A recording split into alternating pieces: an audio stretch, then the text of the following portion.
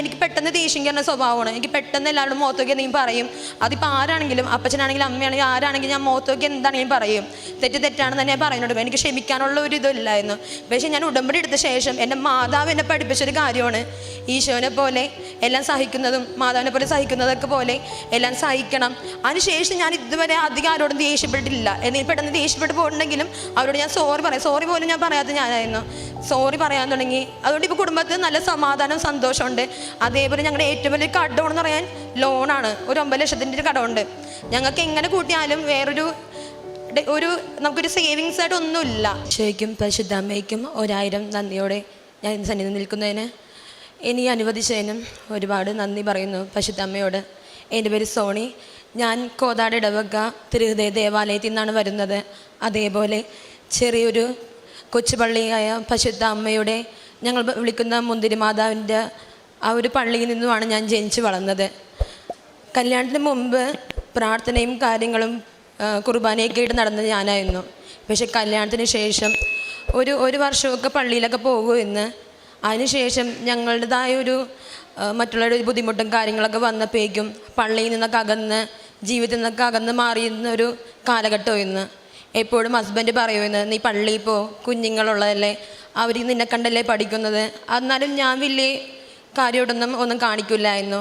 കുടുംബ പ്രാർത്ഥന ചെയ്യാൻ മടിയായിരുന്നു. കുഞ്ഞുങ്ങളുടെ കാര്യങ്ങളൊക്കെ പറഞ്ഞ് എക്സ്ക്യൂസൊക്കെ പറഞ്ഞ് മടിയൊക്കെ കാണിക്കുമായിരുന്നു. അങ്ങനെ ഇരിക്കുമ്പോഴാണ് ഞങ്ങൾക്ക് ഇങ്ങനെ സാമ്പത്തികമായിട്ട് കുറേ ബുദ്ധിമുട്ടുകളുണ്ടായിരുന്നു. എന്നാലും എല്ലാ പള്ളിയിലും പോയി തിരികെത്തിക്കും, നൊവേനൊക്കെ കിടക്ക് പോകും. പള്ളിയിൽ വല്ലാപാടത്ത് അങ്ങനെ എല്ലാ പള്ളിയിലും പോയി പ്രാർത്ഥിക്കണമല്ലാതെ ഒരു വിട്ടുവീഴ്ചയോ അല്ലെങ്കിൽ അങ്ങനത്തെ ഒരു കാര്യങ്ങളൊന്നും ഉണ്ടായിരുന്നില്ല. എനിക്ക് ലോകത്തിലെ ഏറ്റവും വലുതായിട്ട് എനിക്ക് തോന്നിയിട്ടുള്ളത് എൻ്റെ ഭർത്താവിനായിരുന്നു. കാരണം ദൈവത്തിന് പോലും ഞാൻ 2ാം സ്ഥാനമായിരുന്നു കൊടുത്തത്. ഞാൻ എപ്പോഴും പറയും, എനിക്കത് ഭർത്താവ് കഴിഞ്ഞിട്ടുള്ള വേറെ ആരും എനിക്കില്ല എന്നൊക്കെ പറഞ്ഞുകൊണ്ടിരിക്കണേന്ന്. പക്ഷേ ഞങ്ങളുടെ സാമ്പത്തികമായ ബുദ്ധിമുട്ട് ഞങ്ങൾ നല്ലോണം ബുദ്ധിമുട്ടിക്കാൻ തുടങ്ങി. അപ്പോൾ ആൾ പുറത്തോട്ട് പോകാനുള്ള കാര്യങ്ങളൊക്കെ റെഡിയായി കഴിഞ്ഞപ്പോഴേക്കും എനിക്ക് വല്ലാത്തൊരു ബുദ്ധിമുട്ടായി. അപ്പോൾ എൻ്റെ കൂട്ടുകാരിയൊക്കെ പറഞ്ഞു, നീ കൃപാസനത്തിൽ പോ, നിനക്ക് എന്തായാലും ഒരു മാറ്റങ്ങളൊക്കെ ഉണ്ടാവും, അതേപോലെ നീ ഒന്ന് പുറത്തോട്ട് പോകാനുള്ള നോക്ക്. അപ്പോൾ ഫാമിലി ആയിട്ട് ഗൾഫിലോട്ടെന്ന് പറയുമ്പോൾ ഫാമിലിനെ എല്ലാവരെയും കൊണ്ടുപോകാൻ നല്ല ബുദ്ധിമുട്ടായിരിക്കും. അപ്പോൾ നിനക്ക് UK അല്ലെങ്കിൽ എവിടെയെങ്കിലും പോകുമ്പോൾ നിനക്ക് ഫാമിലി എല്ലാവരെയും കൊണ്ടുപോകാം, അപ്പോൾ നിനക്ക് ഈ ബുദ്ധിമുട്ട് മാറും എന്നൊക്കെ പറഞ്ഞപ്പോഴേക്കും ഞാനും വിചാരിച്ചു എന്നാൽ നോക്കാം. പക്ഷേ എനിക്ക് ഇംഗ്ലീഷ് അത്രയും പറഞ്ഞുള്ളൂ. ഡിഗ്രി ആണെങ്കിലും ജോലിക്ക് പോകുന്നുണ്ടെങ്കിലും അത്രയും പറഞ്ഞുള്ളൊരു ഫ്ലുവൻ്റ് ഇല്ല എനിക്ക്. അത്രയും എഴുതിയിട്ടും എക്സ്പീരിയൻസും ഇല്ല. അപ്പോൾ എനിക്ക് IELTS എന്ന് പറഞ്ഞാൽ എങ്ങനെ അത് സാധിക്കും എനിക്കറിയില്ല. ഞാനപ്പോൾ ഇവിടെ വന്നു എന്താണ് ഉടമ്പടിയെന്നോ അല്ലെങ്കിൽ എങ്ങനെയൊക്കെയാണ് അതിൻ്റെ കാര്യങ്ങളൊന്നും അറിയില്ല. പക്ഷെ പറഞ്ഞവരും എന്നോട് പറഞ്ഞത്, നിന്നെക്കൊണ്ട് അത് സാധിക്കില്ല, നീ പള്ളിയിൽ പോലും പോകാത്തതല്ലേ, നിന്നെക്കൊണ്ട് സാധിക്കില്ലെന്ന് തന്നെ പറഞ്ഞത്. ഞാനിവിടെ വന്നപ്പോഴേക്കും അച്ഛൻ്റെ ക്ലാസ്സിലിരുന്നു. എനിക്ക് മാത്രം തോന്നിയതാണെന്ന് തോന്നി. എനിക്ക് പോയി. കാരണം എന്ന് വെച്ചാൽ 19 പേരുള്ള സ്ഥലത്ത് അവിടെ IELTSൻ്റെ കാര്യം മാത്രമേ അച്ഛൻ പറഞ്ഞിട്ടുള്ളൂ. അപ്പോൾ ഞാൻ ചുറ്റിനും നോക്കി, ദൈവമേ എനിക്കിതെന്താ സ്റ്റുഡൻസിന് മാത്രമുള്ളതാണോ ഇത്, അല്ലെങ്കിൽ അങ്ങനത്തെ മാത്രമേ ഉള്ളൂ, അല്ല സാമ്പത്തികമായിട്ട് ബുദ്ധിമുട്ടുള്ളവർക്കോ അല്ലെങ്കിൽ വേറെ ഒന്നും പറയാത്ത എന്താണെന്ന് ചോദിച്ചു. അപ്പോൾ ഞാൻ വിചാരിച്ചു, ദൈവമേ IELTS എങ്ങനെ ഞാൻ പാസ്സാവും, എനിക്കൊണ്ടത് സാധിക്കുമോയെന്നും കൂടി എനിക്കറിയില്ല. അങ്ങനെ അപ്പോഴേക്കും ഞാൻ അങ്ങനെ അവിശ്വാസിയായിട്ടിരുന്ന സമയത്ത് അച്ഛൻ്റെ ക്ലാസ്സിൽ പറയണേ, ഞാൻ കൊന്ത തുടങ്ങിയത് ഒരു ഡേറ്റ് ആണെന്ന് പറഞ്ഞു. ആ ഡേറ്റ് എന്ന് പറഞ്ഞാൽ ഒക്ടോബർ 25 എന്നാണ് അച്ഛൻ പറഞ്ഞത്. എൻ്റെ ജീവിതത്തിലെ എൻ്റെ മോള് ജനിച്ചത് ഒക്ടോബർ 25-ാം തീയതിയാണ്. അപ്പോൾ ഞാൻ വിചാരിച്ചു, ദൈവമേ ഞാനൊരു അവിശ്വാസിനെ പോലെ കാണിച്ചുകൊണ്ടാണോ അങ്ങനൊരു സംഭവം അച്ഛൻ്റെ വായിൽ നിന്ന് വന്നത്. അപ്പോഴും ഞാൻ വിചാരിച്ചു അച്ഛൻ തോന്നിയതായിരിക്കും. എന്നിട്ട് അച്ഛൻ പറഞ്ഞു, ഞാൻ 1 വർഷത്തോളം കൊന്ത ചെല്ലി ഒക്ടോബർ 4-ാം തീയതിയാണ് അവസാനിച്ചത്. ആ ഒക്ടോബർ 4 എന്ന് പറഞ്ഞത് എൻ്റെ ഡേറ്റ് ഓഫ് ബർത്തായി. അപ്പോൾ ഞാൻ വെച്ചു, ദൈവമേ മാതാവിനോട് പറയണേയിരിക്കും നീ ഉടമ്പടി എടുക്ക്, അപ്പോൾ അതിനുള്ളതായിരിക്കും, എന്തായാലും തുടങ്ങാം. അവിടുത്തെ ക്ലാസ്സുകളൊക്കെ കൂടി എൻ്റെ നിയോഗങ്ങളൊക്കെ ഞാൻ വെച്ചു. ആദ്യം എന്നോട് നിയോഗത്തിൽ പറഞ്ഞത്, അവരെന്നെ ഇങ്ങോട്ട് പറഞ്ഞു കൂതാശ വെക്കുന്നുള്ള കാര്യം പറഞ്ഞു.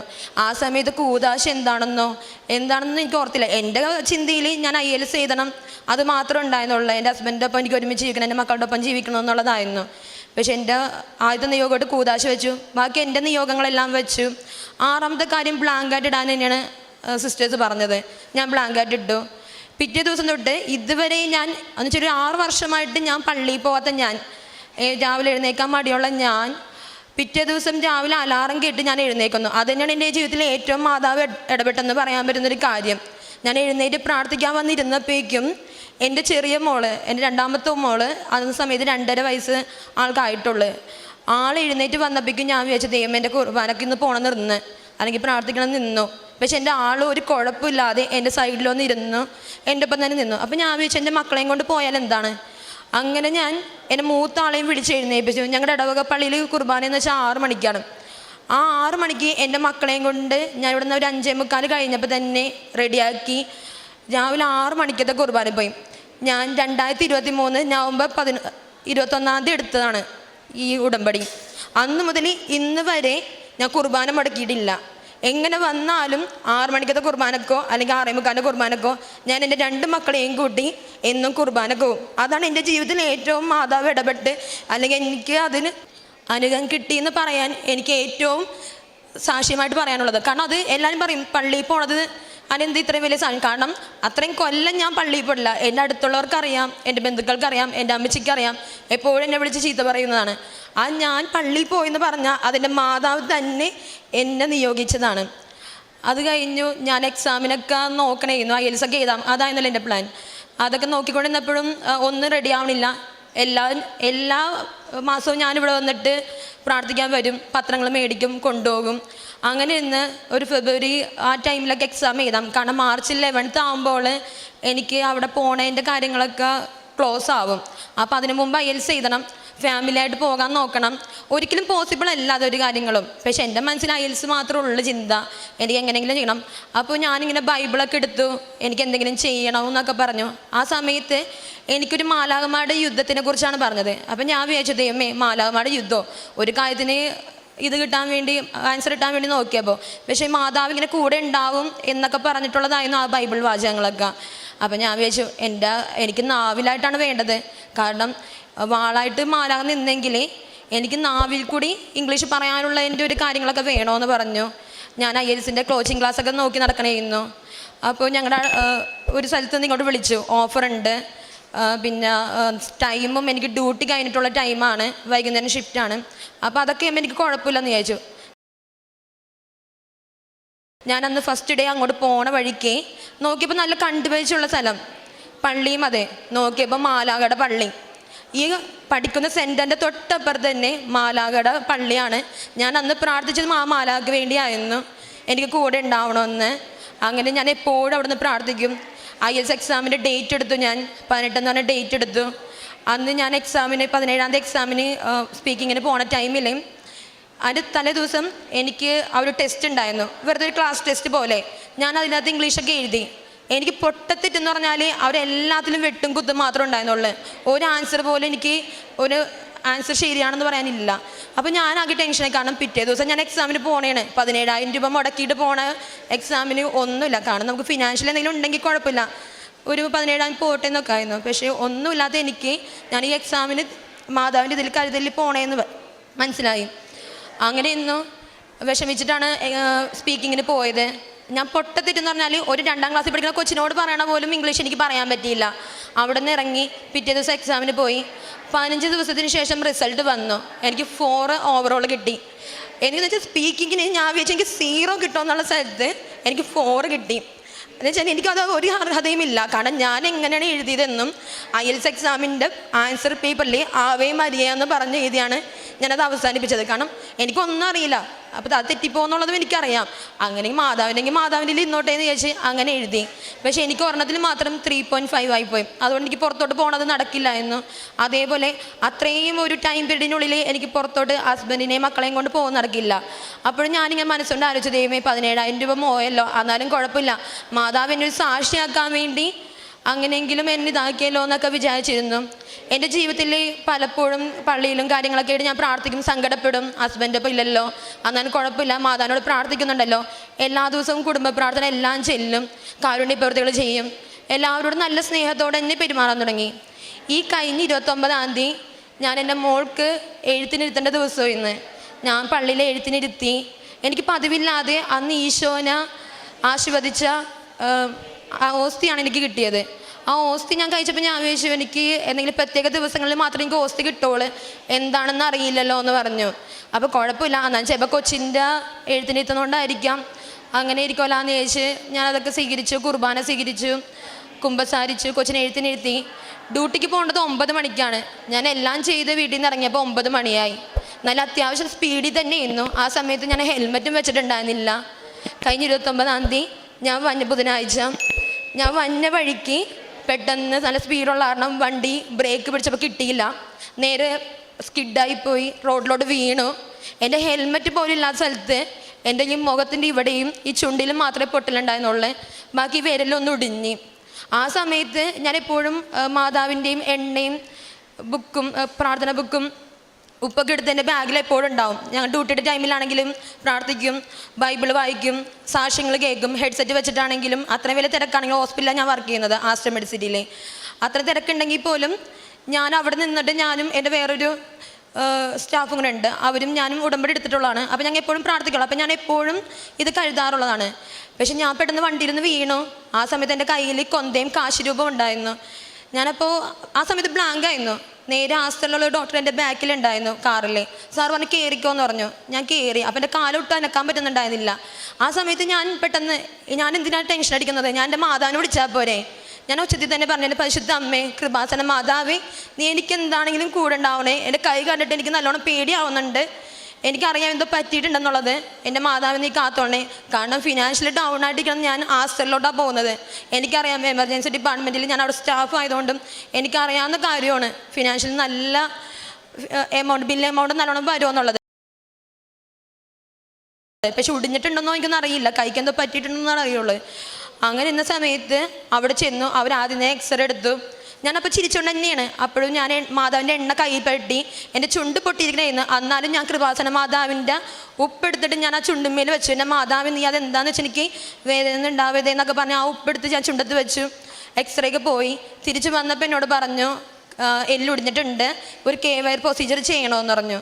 അപ്പോൾ ഞാൻ ചോദിച്ചു എത്ര എമൗണ്ടാണ് വന്നതെന്ന് ചോദിച്ചപ്പോൾ പ്രൊസീജിയറിന് മാത്രം പറഞ്ഞത് 80,000 രൂപ. അപ്പം ഞാൻ പറഞ്ഞു ഞാൻ സ്റ്റാഫ് എന്നുകൊണ്ട് എനിക്കറിയാമല്ലോ ബാക്കി എന്തിനൊക്കെ എമൗണ്ട് വരുമെന്നുള്ളത്. അത് കഴിഞ്ഞിട്ട് ഒരു 1.5 ലക്ഷം രൂപയെങ്കിലും ബില്ല് എമൗണ്ട് ആവുമെന്ന് പറഞ്ഞു. ഞാൻ കയ്യിൽ മുറുക്കെ പിടിച്ചേക്കണേണ് മാതാവിനാ. ഞാൻ മാതാവേ, എനിക്കിപ്പോൾ ഹസ്ബൻഡും ഇല്ല കൂടെ. ഹസ്ബൻഡ് ഉണ്ടായിരുന്നെങ്കിൽ എനിക്കൊന്നും അറിയേണ്ട ആവശ്യമില്ല, ആളെവിടെയെന്ന് വെച്ചാൽ കൊണ്ടുപോയിക്കോളും. എൻ്റെ വീട്ടുകാരാണെങ്കിലും ബുദ്ധിമുട്ടും, ഞാനാണെങ്കിലും എനിക്കാണെങ്കിൽ ബോധമുണ്ട്. അപ്പോൾ എനിക്ക് ഇവിടെ ബുദ്ധിമുട്ടിക്കാനും നല്ല വിഷമം വരും. അപ്പം നീ എന്താണെന്ന് വെച്ചാൽ കാണിക്കണം, ഇതൊന്നും പ്രൊസീജിയറൊന്നും ഇല്ലാതിരിക്കണേന്ന് പറഞ്ഞ് പ്രാർത്ഥിച്ചു. അപ്പോൾ ഡോക്ടർ പറഞ്ഞു പ്രൊസീജിയർ എന്തായാലും ചെയ്യണം, വയറാണ് ചെയ്യണം, അല്ലെങ്കിൽ ഫ്യൂച്ചറിൽ അത് എന്തെങ്കിലും പ്രശ്നങ്ങൾ ഉണ്ടാവുമെന്ന് പറഞ്ഞു. അങ്ങനെ ഇരുന്നു. ഞങ്ങളുടെ മാനേജർ, ഞങ്ങളുടെ ഇൻഷുറൻസിൻ്റെ മാനേജർ വന്നു. ഞാൻ നോൺ സ്റ്റാഫാണ്, സ്റ്റാഫും കൂടി അല്ല, കോൺട്രാക്ട് ബേസിൽ ഞങ്ങൾ സ്റ്റാഫുകാർ എടുക്കുന്നതാണ് ഇൻഷുറൻസിൽ. അപ്പോൾ നമുക്ക് ESA ഉണ്ടാവും, അല്ലാത്തവർക്ക് ഇൻഷുറൻസ് ഉണ്ടാവും. അപ്പോൾ അവിടെ ലാസ്റ്ററിൽ ഓർത്തോ ഡിപ്പാർട്ട്മെൻറ്റ് ഇല്ല. അപ്പോൾ എന്നോട് ബാക്കിയുള്ളവർ പറഞ്ഞു നീ ഓർത്തുള്ള അമൃതയിലോട്ടോ അല്ലെങ്കിൽ വേറെ ഏതെങ്കിലും ഹോസ്പിറ്റലിലോട്ട് പോകുമെന്ന് പറഞ്ഞു. അപ്പോൾ ഞങ്ങളുടെ മാനേജർ വന്നിട്ട് പറഞ്ഞു എടി നീ അങ്ങനെ പോയാലും നിൻ്റെ കയ്യിൽ നിന്ന് കുറച്ച് പൈസ എടുക്കേണ്ടി വരും, നീ ഇവിടെ അഡ്മിറ്റ് ആവ്, നമുക്ക് എന്താണെന്ന് വെച്ചാൽ ഡിസ്കൗണ്ട് ചെയ്ത് തരാമെന്ന് പറഞ്ഞു. ഞാൻ പറഞ്ഞു സ്റ്റാഫിന് പോയാൽ ഒരു 45,000 50,000 ഒക്കെ ഉണ്ടാവുള്ളൂ, അതിൽ കൂടുതലൊന്നും ഡിസ്കൗണ്ട് ഇല്ല. ബാക്കി ഞാൻ എവിടെയെങ്കിലും പോയി കടം മേടിക്കണ്ടേ, എൻ്റെ എന്തെങ്കിലും ഉണ്ടെങ്കിൽ കുഴപ്പമില്ല എന്ന്. ആരെയും ബുദ്ധിമുട്ടിക്കണമെന്നില്ല, ഞാൻ ഡിസ്ചാർജ് ആയിട്ട് ഗവൺമെൻറ് ഹോസ്പിറ്റലിലോട്ടാണെങ്കിലും പോയിക്കോളാം എന്ന് പറഞ്ഞു. അങ്ങനെ ഇന്നത്തേക്കും അമ്മച്ചി ഞാനും കൂടി പ്രദക്ഷിണ പ്രാർത്ഥനയും കൊന്തയും മാതാവ് ഞാൻ സാക്ഷ്യം വന്ന് പറഞ്ഞോളാം എന്ന് പറഞ്ഞു. എനിക്ക് എന്താണെന്ന് വെച്ചാൽ വഴിനെ ഞാനവിടെ 3 വർഷമായി സ്റ്റാഫായിട്ട് വർക്ക് ചെയ്യാൻ തുടങ്ങിയിട്ട്. എൻ്റെ ജീവിതത്തിൽ ഞാനിതുവരെ കേട്ടിട്ടും കൂടി ഇല്ല അവിടെ സ്റ്റാഫിന് 0 ബാലൻസിന് ഡിസ്ചാർജായി പോകാമെന്നുള്ളത്.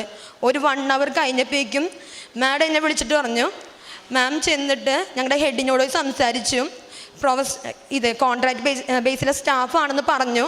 അപ്പോൾ ആ മാഡത്തിനോട് പറയണേണ് അതിനെന്താണോ നമ്മുടെ സ്റ്റാഫിലെന്ന്. ആ മാഡം വരെ ഞെട്ടിപ്പോയെന്ന് പറഞ്ഞു. കാരണം ഇതുവരെ ഞങ്ങൾ കേട്ടിട്ടില്ല. കാരണം അവിടെ പല സ്കീമുണ്ട്, ബജാജിൻ്റെ സ്കീമുണ്ട്, അല്ലെങ്കിൽ DM ഫൗണ്ടേഷൻ ഉണ്ട്, അല്ലെങ്കിൽ പോട്ടെ എൻ്റെ സാലറി എന്തെങ്കിലും അവർക്ക് പിടിക്കാം. ഇതൊന്നുമില്ലാതെ നമ്മൾക്കൊരു യോഗ്യത പോലും ഇല്ലാതെ എനിക്ക് അവിടെ നിന്ന് 0 ബാലൻസിന് ഇറങ്ങി 97,000 സംതിങ് ബില്ല് വന്നു. എനിക്ക് എൻ്റെ വീട്ടിലോട്ട് പോകാൻ ഒരു 60 രൂപ പോയിന്റിലുള്ള എമൗണ്ട് മാത്രമേ എൻ്റെ കയ്യിൽ നിന്ന് പോയുള്ളൂ. എനിക്ക് അത്രയും വലിയ ട്രീറ്റ്മെൻറ്റാണ് കിട്ടിയത്. കാരണം ആസ്റ്റർ മെഡിസിറ്റി എന്ന് പറയുമ്പോൾ എല്ലാ ഫെസിലിറ്റീസും ഉള്ളതാണ്, നമ്മൾ കെയർ ചെയ്യാൻ വരെ ഉള്ളതാണ്. അതുകൊണ്ട് എനിക്ക് വേറെ ചില ഹോസ്പിറ്റലൊക്കെ ഗവൺമെൻറ് ഹോസ്പിറ്റലിൽ പോകുമ്പോഴൊന്നും കൊച്ചുങ്ങളെ കൊണ്ട് കാണിക്കാൻ പോകുമ്പോൾ ദൈവമേ ഇവിടേക്ക് പൈസ ഉണ്ടായിരുന്നെങ്കിൽ കാണിക്കാമെന്നല്ലോ എന്നൊക്കെ എപ്പോഴും ചിന്തിക്കുമായിരുന്നു. അപ്പോൾ എനിക്ക് ഇത്രയും വലിയൊരു പ്രൊസീജിയർ ചെയ്തപ്പോൾ എൻ്റെ കാല് പോലെ അനക്കാൻ പറ്റില്ലായിരുന്നു. കാലിൻ്റെ മുട്ടിൻ്റെ അവിടെ നീര് വന്നിട്ട് എനിക്ക് ഒട്ടും പറ്റാത്തൊരവസ്ഥയിലായിരുന്നു. കാല് കുത്താൻ വരെ എൻ്റെ അമ്മച്ചി വേറെ ഇവിടുത്തെ സ്റ്റാഫും കൂടിയാണ് എന്നെ പിടിച്ച് ഒന്ന് വാഷ്റൂമിൻ്റെ അവിടം വരെ കൊണ്ടുപോയിട്ടുള്ളത്. പക്ഷേ എന്നെ കെയർ ചെയ്യാൻ, എനിക്ക് ഫുഡ് വാരിത്തരാൻ, എനിക്ക് എല്ലാത്തിനും അതേപോലെ OT കയറിയപ്പോൾ എന്നെ നോക്കാൻ ഒരു സ്റ്റാഫിൻ്റെ പരിഗണന എനിക്ക് തോന്നിയിട്ടില്ല ഇവിടെ.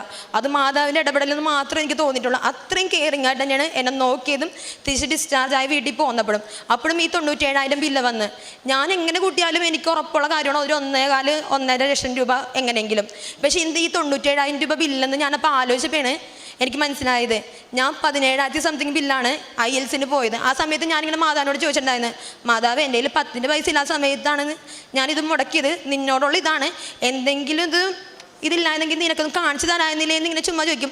എന്നാലും കുഴപ്പമില്ല, മാതാവിൻ്റെ ഇതല്ലേ, ഹിതം പോലെ നടക്കട്ടെ എന്ന്. പക്ഷെ എനിക്ക് ആ 17,000 കൂടി കൂട്ടി ഒരു 80,000 കൂട്ടി ഞാനത് വേറൊരു ഹോസ്പിറ്റൽ അല്ലെങ്കിൽ ഉടമ്പടിയിലല്ല എന്നെങ്കിൽ അത്രയും രൂപ ഞാൻ കയ്യിൽ നിന്ന് മുടക്കേണ്ട ഒന്നായിരുന്നു ഈ ഒരു പ്രൊസീജിയറിന്. അതിൽ നിന്ന് മാതാവ് എന്നെ കാത്തു. അതേപോലെ അങ്ങനെ വലിയ സാക്ഷി എനിക്ക് പറയാൻ പറ്റി. ആ ഒരു സാക്ഷി വന്നപ്പോഴാണ് എൻ്റെ ബാക്കി സാക്ഷ്യങ്ങളുടെ കാര്യങ്ങൾ ഞാൻ ഓർത്തത്. മൂന്നാമത് ഞാൻ വെച്ചത് കുടുംബസമാധാനം കടബാധ്യതകളുമായിരുന്നു. എനിക്ക് പെട്ടെന്ന് ദേഷ്യം കയറുന്ന സ്വഭാവമാണ്. എനിക്ക് പെട്ടെന്ന് എല്ലാവരും മുഖത്തൊക്കെ എന്തെങ്കിലും പറയും. അതിപ്പോൾ ആരാണെങ്കിലും, അപ്പച്ചനാണെങ്കിലും അമ്മയാണെങ്കിലും ആരാണെങ്കിലും ഞാൻ മുഖത്തൊക്കെ എന്താണെങ്കിലും പറയും. തെറ്റാണെന്ന് തന്നെ ഞാൻ പറയുന്നുണ്ട്. എനിക്ക് ക്ഷമിക്കാനുള്ള ഒരു ഇതില്ലായിരുന്നു. പക്ഷേ ഞാൻ ഉടമ്പടി എടുത്ത ശേഷം എൻ്റെ മാതാവ് എന്നെ പഠിപ്പിച്ചൊരു കാര്യമാണ്, ഈശോനെ പോലെ എല്ലാം സഹിക്കുന്നതും മാതാവിനെ പോലെ സഹിക്കുന്നതൊക്കെ പോലെ എല്ലാം സഹിക്കണം. അതിനുശേഷം ഞാൻ ഇതുവരെ അധികം ആരോടും ദേഷ്യപ്പെട്ടിട്ടില്ല. എന്തെങ്കിലും പെട്ടെന്ന് ദേഷ്യപ്പെട്ട് പോയിട്ടുണ്ടെങ്കിലും അവരോട് ഞാൻ സോറി പോലും ഞാൻ പറയാത്ത ഞാനായിരുന്നു. സോറി പറയാൻ തുടങ്ങി. അതുകൊണ്ട് ഇപ്പോൾ കുടുംബത്തിൽ നല്ല സമാധാനം, സന്തോഷമുണ്ട്. അതേപോലെ ഞങ്ങളുടെ ഏറ്റവും വലിയ കടമെന്ന് പറയാൻ ലോണാണ്. ഒരു 9 ലക്ഷത്തിൻ്റെ കടമുണ്ട്. ഞങ്ങൾക്ക് എങ്ങനെ കൂട്ടിയാലും നമുക്കൊരു സേവിങ്സ് ആയിട്ട് ഒന്നുമില്ല. തുടങ്ങാമെന്ന് വിചാരിച്ചു. അപ്പോഴും ഞങ്ങൾ വിചാരിച്ചത് ഒരു 10,000 രൂപയുടെയൊക്കെ തുടങ്ങാം, വേറെ വഴിയൊന്നുമില്ല, അതങ്ങനെ എങ്ങനെയെങ്കിലും ഒപ്പിച്ചൊക്കെ ചെയ്യാൻ പറ്റുള്ളൂ എന്നാണ് വിചാരിച്ചത്. പക്ഷേ അങ്ങനെ ഇന്ന് ഞങ്ങളുടെ അടുത്തുള്ള ബ്രാഞ്ചിലൊക്കെ നോക്കി. അപ്പോൾ അവർ പറഞ്ഞ് തുടങ്ങുന്നുണ്ട്, നെക്സ്റ്റ് മന്ത് ആണെന്നൊക്കെ പറഞ്ഞു. ഓക്കെ, ഡീറ്റെയിൽസൊക്കെ ഫില്ല് ചെയ്ത് കൊടുത്തു. അങ്ങനെ സമയത്ത് ഹസ്ബൻഡ് ഇങ്ങനെ ഫേസ്ബുക്കിൽ നോക്കിയിട്ടുണ്ടായിരുന്നു, ചിട്ടിയുടെ വേറെ എന്തെങ്കിലും ഉണ്ടോ എന്നൊക്കെ നോക്കിയിട്ടുണ്ടായിരുന്നു. കുറേ ദിവസം കഴിഞ്ഞപ്പോൾ എൻ്റെ ഫോണിലോട്ട് ഒരു ടീം വിളിച്ചേക്കണേണ്, ഇങ്ങനെ 10 ലക്ഷത്തിൻ്റെയാണ്, ചിട്ടി തുടങ്ങുന്നുണ്ട്, നിങ്ങൾക്ക് താല്പര്യം ഉണ്ടോ എന്ന് ചോദിച്ചാൽ. അപ്പോൾ ഞാൻ എത്ര എമൗണ്ട് എന്നൊക്കെ ചോദിച്ചപ്പോൾ പറഞ്ഞ് 15,000 രൂപയാണെന്ന് പറഞ്ഞു. അപ്പോൾ ഞാൻ പറഞ്ഞു നടക്കില്ല, കാരണം 15 രൂപ 10 രൂപ ഒപ്പിക്കാൻ പറ്റില്ല, പിന്നെ 15 രൂപ കൂടെ എങ്ങനെ ഒപ്പിക്കുമോ എന്നുള്ളതായിരുന്നു ചിന്തയിൽ. അപ്പോൾ അവർ പറഞ്ഞു ഇങ്ങനെ ഡീറ്റെയിൽ ഒക്കെ ഇതാണെന്ന് പറഞ്ഞ് വാട്സപ്പിൽ അയച്ചിരുന്നു. അപ്പോൾ പടമുകൾ എന്ന് പറഞ്ഞ സ്ഥലമാണ്. അപ്പം ഞാൻ ഹസ്ബൻഡ് പുറത്ത് ഗൾഫിലാണ്. അപ്പോൾ ആൾ വിളിച്ചപ്പോഴേക്കും ഞാൻ പറഞ്ഞു ഇങ്ങനെ വിളിച്ചിട്ടുണ്ടായിരുന്നു, 10 ലക്ഷത്തിൻ്റെയാണ്, നമുക്ക് കിട്ടിയാലത് ഇതാണ്, ഒറ്റയടിക്ക് ലോൺ ക്ലോസ് ചെയ്യാം, അല്ലെങ്കിൽ പിന്നെ എവിടെന്നെങ്കിലുമൊക്കെ ഒപ്പിക്കണം, എപ്പോഴും കിട്ടുമ്പോൾ ഉപകാരമില്ലെന്ന് പറഞ്ഞു. അപ്പോൾ ആൾ പറഞ്ഞു നോക്കാമെന്നില്ലെന്ന് ചോദിച്ചു. അപ്പോൾ ഞാൻ പറഞ്ഞു വേണ്ട, റിസ്ക്കാണ് അതൊക്കെ എന്ന് പറഞ്ഞു. അപ്പോൾ എവിടെ സ്ഥലമെന്ന് ചോദിച്ചു. ഞാൻ ഒരു പടമുകൾ, എനിക്ക് സത്യം പറഞ്ഞാൽ എറണാകുളത്താണെങ്കിലും അധികം സ്ഥലങ്ങളുടെ പേരോ ഒന്നും അറിയാനധികം പാടില്ല. അപ്പോൾ ഹസ്ബൻഡ് എന്നോട് പറയണേടി, ഇത് നിനക്ക് മാതാവ് കൊണ്ടു തന്നതാണ്, നീ IELTS എക്സാം എഴുതാൻ പോയ അതേ സ്ഥലത്ത് എന്ന് വെച്ചാൽ ഞാൻ ആ മാലാകനെ കണ്ട തൊട്ടപ്പുറത്തുള്ള സ്ഥലമാണ്, ബസ് സ്റ്റോപ്പാണ് ഈ പടമുകൾ എന്ന് പറഞ്ഞ സ്ഥലം. അവിടുത്തെ അപ്പം മാതാവ് നിനക്ക് കൊണ്ടു തന്നതായിരിക്കും, നമുക്ക് കുഴപ്പമില്ലടി, നമുക്ക് നോക്കാം, അഡ്ജസ്റ്റ് ചെയ്യാമെന്ന്. ഞങ്ങൾക്കൊരു മാസം ഒപ്പിക്കാൻ പെടുന്ന പാട് ഞങ്ങൾക്ക് മാത്രമേ അറിയുള്ളൂ, ഞങ്ങളുടെ കടങ്ങളെല്ലാം. അതിനിടയ്ക്ക് ഞങ്ങളിപ്പോൾ 2ാമത്തെ ചിട്ടി ഞങ്ങൾ പേയ്മെൻറ്റ് അടച്ചു. എനിക്ക് ഇതുവരെ ഹസ്ബൻഡായിരുന്നു ഫിനാൻഷ്യൽ കാര്യങ്ങളെല്ലാം നോക്കുന്നത്. ആൾ പോയപ്പോഴേക്കും ഞാനാണ് എല്ലാ കാര്യങ്ങളും പിന്നെ നോക്കണേ. എനിക്ക് എല്ലാ ദിവസവും 1-ാം തീയതി തൊട്ട് 10-ാം തീയതി വരെ ടെൻഷനാണ്, എന്ത് ചെയ്യും ഇതെല്ലാം കൂടെ ഒപ്പിക്കാൻ പറ്റുമോ എന്നുള്ളത്. പക്ഷേ എനിക്ക് കിട്ടുന്ന ആ ചെറിയൊരു എമൗണ്ടിൽ നിന്നും ആളുടെ എമൗണ്ടിൽ നിന്നും കൂടി ഞങ്ങൾക്ക് ലോണും കാര്യങ്ങളും എല്ലാം ഒരു 10-60,000 രൂപയുടെ ഇതൊക്കെ ഉണ്ട്, ലോണും കാര്യങ്ങളെല്ലാം കൂടി ഉണ്ട്. അതെല്ലാം എനിക്ക് സ്മൂത്താവും. എനിക്ക് ഒരാളുടെ കയ്യിലോട്ട് ഒരു കൈ നീട്ടേണ്ട ആവശ്യം ഇതുവരെ വന്നിട്ടില്ല. എൻ്റെ മാതാവ് അത്ര എന്നെ ഞങ്ങളുടെ ആ കടബാധ്യതകൾ ഞങ്ങൾക്ക് ഒരാളുടെ മുമ്പിൽ കൈ നീട്ടാതെ ഞങ്ങളെ കാത്തു. അതേപോലെ ഇനിയും എൻ്റെ പ്രാർത്ഥന കടം തീരാൻ വേണ്ടി തന്നെ മാതാവ് എന്നെ അതേപോലെ തന്നെ കടങ്ങൾക്ക് മാറ്റി തരുമെന്ന് തന്നെയാണ്. പിന്നെ 4ാമത് ഞാൻ വെച്ച നിയോഗം എന്ന് വെച്ചാൽ എൻ്റെ മക്കളുടെ ഒപ്പം എൻ്റെ ഭർത്താവിൻ്റെ ഒപ്പം ജീവിതാവസാനം വരെ അവരുടെ ദുഃഖത്തിലും സന്തോഷത്തിലും ഉണ്ടാവണത്. കാരണം എൻ്റെ ഏറ്റവും വലിയ ആഗ്രഹം തന്നെയാണ്, എൻ്റെ ഭർത്താവിൻ്റെ ഒപ്പം മക്കളുടെ ഒപ്പം നിൽക്കണമെന്ന് തന്നെയാണ് എൻ്റെ ഏറ്റവും വലിയ ആഗ്രഹം. അപ്പം ഞാൻ ആ സമയത്ത് വെച്ചതാണ്. പക്ഷെ എനിക്ക് ആ ആക്സിഡൻറ്റ് സംഭവിച്ചപ്പോൾ എനിക്ക് മനസ്സിലായത്, കാരണം ആ ആക്സിഡൻറ്റിൽ എനിക്ക് സംഭവിക്കാൻ വലിയൊരു ഇഞ്ചുറി സംഭവിക്കേണ്ടതാണ്. കാരണം ഞാൻ അത്യാവശ്യം നല്ല സ്പീഡായിരുന്നു, ഞാൻ തെറിച്ച് വീണപ്പോൾ എൻ്റെ ഹെൽമെറ്റ് ഉണ്ടായിരുന്നില്ല, എൻ്റെ തല പോയി ഇടിച്ച് എന്തെങ്കിലും ഇഞ്ചുറി. കാരണം പിന്നെ ആ ഒരു ജംഗ്ഷൻ എന്ന് വെച്ചാൽ നല്ല ആക്സിഡൻറ്റ് ഉണ്ടാകുന്ന ജംഗ്ഷനാണ്. അവിടെ തല ഇഞ്ചുറി ആയിട്ട് എന്നെ 3 മാസം വരെ ബെഡായിട്ട് കിടന്നവരൊക്കെ ഉണ്ട്, വീച്ചറിൽ ഇപ്പോഴും നിൽക്കുന്നവരുണ്ട്. എല്ലാവരും പറഞ്ഞത് സോണി നിന്നെ ദൈവവും മാതാവും കാത്തത് തന്നെയാണ്. എനിക്കും തോന്നി, കാരണം എനിക്ക് ആ സമയത്ത് എന്തൊക്കെ പറ്റായിരുന്നു. എൻ്റെ ഒരു ചെറുവിരൽ മാത്രം ഒടിഞ്ഞു പോയെന്ന് മാത്രമേ ഉള്ളൂ. അതും മാതാവ് എന്നെ ഒരു ദുഃഖം അറിയിക്കാതെ മാതാവ് എന്നെ കാത്തു. പിന്നെ അഞ്ചാമത്തെന്ന് വെച്ചാൽ ഞാൻ എല്ലാവർക്കും വേണ്ടി പ്രാർത്ഥിക്കാൻ വേണ്ടിയായിരുന്നു. കാരണം ഞാൻ ഹോസ്പിറ്റലിലാണ്, കുറേ പേഷ്യൻസിനെ കാണാറുള്ളതാണ്. എല്ലാവരും ഫിനാൻഷ്യലി ആയിട്ടാണെങ്കിലും, ചിലപ്പോൾ ഫിനാൻഷ്യൽ ഉണ്ടെങ്കിലും ഫാമിലിയുടെ ഈ ഇതൊക്കെ ആയിട്ടുള്ള അസുഖങ്ങളായിട്ട് വന്നതും ഒരു മെഡിസിനും ഉപയോഗിച്ചിട്ട് ഇതാവാത്തതും അങ്ങനെ പലരെയും കാണാറുള്ളതാണ്. അപ്പോൾ അവർക്ക് വേണ്ടി പ്രാർത്ഥിക്കാൻ വേണ്ടി. ആറാമത്തെ എന്നോട് ബ്ലാങ്കായിട്ട് ഇടാനാണ് പറഞ്ഞത്. അപ്പം ഞാൻ വിചാരിച്ചു ശരിയാണ്, മാതാവിന് ഇഷ്ടം പോലെ നടക്കട്ടെ. കാരണം ഞാൻ IELTS എഴുതി പോകാനുള്ളതായിരുന്നു എൻ്റെ ഏറ്റവും വലിയ ഇത്. പക്ഷേ എനിക്ക് അതില്ലാതെ തന്നെ മാതാവ് എൻ്റെ ജീവിതത്തിൽ പല കാര്യങ്ങളും എനിക്ക് നേടിത്തന്നു. അതേപോലെ ഹസ്ബൻഡിന് ഇവിടുന്ന് ഒരു ഗൾഫ് എക്സ്പീരിയൻസ് ഇല്ലാതെ ആൾ പോയത്, ഇവിടുന്ന് അവിടെ ചെന്നപ്പോഴേക്കും ആൾക്ക് പറഞ്ഞതിനേക്കാളും ഒരു 500 ദിർഹംസ് കൂടുതലാണ് തന്നത്. ഇവിടെ കഷ്ടപ്പാടാണെങ്കിൽ അവിടെ നല്ല സുഖം എന്ന് വെച്ചാൽ വലിയെന്ന് വെച്ചാൽ നമ്മളെ വീട്ടുകാരെ കാണാൻ പറ്റില്ലെന്നുള്ള സങ്കടമുള്ളൂ. അല്ലാതെ ജോലിയുടേതായ ഒരു ബുദ്ധിമുട്ടും ആൾക്ക് ഇതുവരെ പറഞ്ഞിട്ടില്ല. അത്രയും കാരണം ഞാൻ ഉടമ്പടി എടുത്ത് പോയതിൻ്റെ 2ാമത്തെ 3-ാമത്തെ ദിവസം വന്ന് ഞാനിവിടെ ഉടമ്പടി എടുത്തത്. അപ്പോൾ എനിക്കറിയാം മാതാവ് അത്രയും അതിനെ കാത്തതാണെന്ന് അറിയാം. അതേപോലെ എല്ലാവർക്കും വേണ്ടി പ്രാർത്ഥിക്കാനും ഉടമ്പടി തൈലം എടുത്ത് എല്ലാവർക്കും വേണ്ടി എന്തെങ്കിലും രോഗികളെ കാണുമ്പോഴോ അവർക്ക്, അതേപോലെ ഹോസ്പിറ്റലാണെങ്കിലും ഈ NIC ഉണ്ട് കുഞ്ഞുങ്ങൾ കിടക്കുന്നത്, അവിടെ ദിവസം പോകാൻ ഭാഗ്യം കിട്ടിയപ്പോഴേക്കും എൻ്റെ കയ്യിൽ എപ്പോഴും എണ്ണ ഉണ്ടാവുമല്ലോ, എണ്ണ എടുത്ത് ഞാൻ അവർക്ക് കൊടുത്തിട്ടുണ്ടാവും. അപ്പോൾ അവരെന്തെങ്കിലും ചെയ്യും, അല്ലെങ്കിൽ കൊന്ത കൊടുക്കും. അങ്ങനെയുള്ള എല്ലാ കാര്യങ്ങളും ഞാൻ ചെയ്യാറുണ്ടായിരുന്നു. പിന്നെ കാരുണ്യ പ്രവൃത്തികളെന്ന് പറയാൻ എൻ്റെ അടുത്ത വീട്ടിൽ തന്നെ ഒരു വൃദ്ധസദനമുണ്ട്, അവിടെ ഞാൻ പോകും. എൻ്റെ മക്കൾ എൻ്റെ ഡ്യൂട്ടിയൊക്കെ എന്ന് വെച്ചാൽ എനിക്ക് ഒരു ദിവസം പോലും ലീവ് ഉണ്ടാവില്ല. എന്നിട്ട് ഞാൻ ഞായറാഴ്ച പോയി അവിടെ പോയി അമ്മമാരെ കുളിപ്പിക്കാനോ അമ്മമാരുടെ വർത്തമാനം പറയാനൊക്കെ ഇരിക്കും. പിന്നെ ചില ദിവസങ്ങളിൽ എൻ്റെ കൊച്ചുങ്ങളെയും കൊണ്ട് പോകും, അങ്ങനെ ചെയ്യും. പിന്നെ ഞാനും എൻ്റെ ഫ്രണ്ടും കൂടി ഫുഡൊക്കെ കൊടുക്കാൻ പോകും. ഇടയ്ക്കൊക്കെ ഞാൻ ആഴ്ചയിൽ എവിടെയെങ്കിലും പോകുമ്പോൾ ആരെങ്കിലും ചിലപ്പോൾ ഒരു ചായയും കടിയും മേടിച്ചു കൊടുക്കാൻ പറ്റുന്നുണ്ടെങ്കിൽ അവർക്ക് മേടിച്ചു കൊടുക്കും. എന്തെങ്കിലുമായിട്ട് എന്നെ കൊണ്ട് സഹായിക്കുന്നത്. ചിലപ്പോൾ എൻ്റെ 100 ഉണ്ടെങ്കിൽ 70 സാധനം മേടിച്ച് ഞാൻ കൊടുത്തിട്ടേ ഞാൻ പോരുള്ളൂ. നേരത്തേക്ക് ഇതിരി പിശുകതരം കാണിക്കുന്ന സ്വഭാവമായിരുന്നു. പക്ഷേ ഇപ്പോൾ മറ്റുള്ളവരുടെ ബുദ്ധിമുട്ടും സങ്കടങ്ങളൊക്കെ മനസ്സിലാക്കി അങ്ങനെ ചെയ്യാനുള്ള ഭാഗ്യം തന്നു. അതേപോലെ ദൈവത്തിനെ മനസ്സിലാക്കി എൻ്റെ ഭർത്താവല്ല എനിക്ക് ഏറ്റവും വലുത്, എൻ്റെ ഈശോയാണ് എനിക്ക് വലുതെന്നുള്ളതും ദൈവം കാണിച്ചു. ദൈവം തന്ന ദാനമാണ് മക്കളും ഭർത്താവും എന്നുള്ളത് മനസ്സിലാക്കി തന്നു. ദൈവം ഇല്ലെങ്കിൽ അവൻ ആരും ഉണ്ടാവില്ലെന്നും നമ്മുടെ ജീവനില്ല ഉണ്ടാവില്ലെന്നുള്ളത് മനസ്സിലായി. പിന്നെ ഇവിടുത്തെ പത്രങ്ങളൊക്കെ മേടിക്കും, പത്രം എല്ലാവർക്കും കൊണ്ടുപോയി കൊടുക്കും. എല്ലാവരും പറയും മാതാവിന് മുറുകെ പിടിച്ചോ, എന്ത് വന്നാലും മാതാവ് വിടില്ല. നമ്മുടെ സങ്കടങ്ങൾ എത്രയാണെങ്കിലും മാതാവ് കൂടെ ഉണ്ടാവും. നമ്മൾ കുറച്ച് നാൾ സങ്കടപ്പെട്ടാലും അതിനേക്കാളും വലിയൊരു കാര്യമായിരിക്കും മാതാവിൻ്റെ പ്ലാനിൽ ഉണ്ടാവുന്നത്. അത് നമ്മൾ വിചാരിക്കുന്നതിൻ്റെ അപ്പുറം തന്നെ ആയിരിക്കും എന്ന് പറഞ്ഞ് എല്ലാവർക്കും പത്രം കൊടുക്കും. ഞാനും പറയും ഞാനൊരു സാക്ഷി ആവോട്ടാന്ന്. കാരണം ദിവസം ഞാൻ IELTS ഇവിടെ എഴുതാൻ വന്നപ്പോഴേക്കും എഴുതാനുള്ള അച്ഛനെ ബ്ലെസ്സിങ് വാങ്ങാൻ വന്നപ്പോൾ എല്ലായിടത്തും പറഞ്ഞു പാസ്സാവും. അപ്പോൾ എൻ്റെ അടുത്ത് മാത്രമൊന്നും പറഞ്ഞില്ല. ഞാനപ്പോൾ ഇവിടെ നിന്ന് സങ്കടപ്പെട്ടിട്ട് ഞാൻ പറഞ്ഞു ഞാൻ ഇതിനേക്കാളും വലിയൊരു സാക്ഷ്യം പറഞ്ഞിട്ട് പറയാൻ വരോട്ടാന്ന് പറഞ്ഞു. ശരിക്കും ഞാനിവിടെ വന്ന് നിൽക്കണത് മാതാവിൻ്റെ അനുഗ്രഹം കൊണ്ട് മാത്രമാണ്, ഈശോയുടെ അനുഗ്രഹം കൊണ്ട് മാത്രമാണ് ഞാനിവിടെ വന്ന് നിൽക്കണത്. എനിക്കിങ്ങനെ ഒരു ആരോഗ്യം ആയുസ്സും മാതാവ് തന്നതുകൊണ്ടാണ് മാത്രം. നന്ദി.